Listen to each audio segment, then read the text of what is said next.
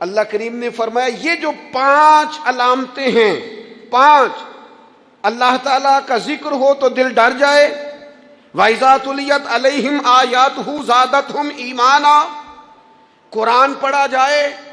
تو ان کا ایمان ترقی پا جائے، وَعَلَىٰ رَبِّهِمْ يَتَوَكَّلُونَ، اپنے رب پر بھروسہ کریں، الَّذِينَ يُقِيمُونَ الصَّلَاةَ،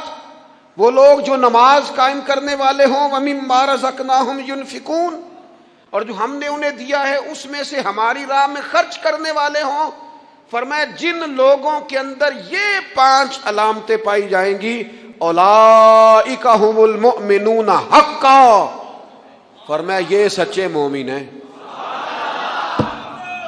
کرتے پھریں اپنے حساب سے لوگ تشریح نکالتے پھریں کہ میرے سے اچھا مسلمان کون ہوگا،